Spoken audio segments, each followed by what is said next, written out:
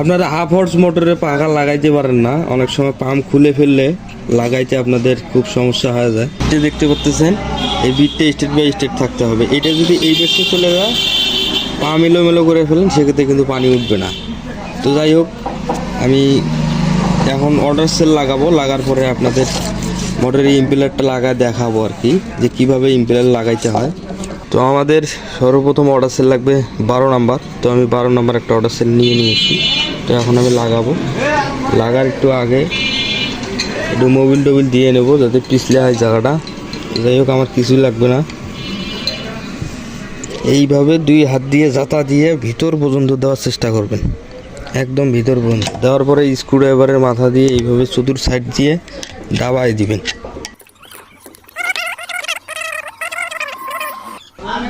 তো তার আগে এই যে ওয়াশারটা পরাই দিব, কারণ এখানে ওয়াশারটা দিলে ভালো হয়। তো এবার আমি সার্কেল লিফটে লাগাবো। আমার সার্কেল লিফট লাগানো শেষ। তার আগে অর্ডার সেল লাগার পরে আপনাদের আরেকটা জিনিস টুকটাক জ্ঞান রাখার জন্য আমি বলি, সেটা হচ্ছে যে মোটর যদি অর্ডার সেল লোড নেয়, লোড নিলে যে এখানে বোঝা যাবে যে আসলে জাম হবে, একটু আগের তুলনায় জাম হবে। তো এই জিনিসটাও বোঝার চেষ্টা করবেন। এখন দেখতেছেন আমার মোটরটা জাম, এই যে হাত দিয়ে ঘুরাই দিলে 2-1 পাক দেওয়ার সাথে সাথে বন্ধ হয়ে দিতেছে। তো যাই হোক, জিনিসটা খেয়াল রাখবেন। এখন আমার এই ইম্পেলার লাগার আবার উল্টে সিধে আছে। আমি এই পেশে যদি এই বিটের এই পেশে যদি এই পেশে এইভাবে লাগাই, তাহলে কিন্তু হবে না। এই পেশে দেখা লাগবে যে প্লেন এবং ডিপ করা আছে কিছু। তো এই জিনিসটার প্রতি একটু খেয়াল রাখবেন। এইটাই যাবে এইভাবে লাগবে। এই যে আমার ডিপটা এই পেশে লাগবে। তো লাগার আগে আমি এখানে একটা চাবির ব্যবস্থা করব, কারণ চাবি ছিল, এই যে সেটা চাবি। তো আমি চাবিটা এই জায়গায় লাগাবো।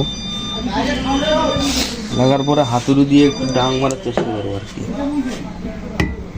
এইভাবে এটা বসাই দেবো। তো যাই হোক, এখন জাম হয়েছে, এখন আমি ইম্পেলারটা লাগাবো। এই যে এইভাবে লাগাইতে হবে। আবারও বলতেছি, এই যে ডিপ এলা দেখবেন, এটাই থাকবে ভিতর পাশে। যাই হোক, আমি লাগাচ্ছি।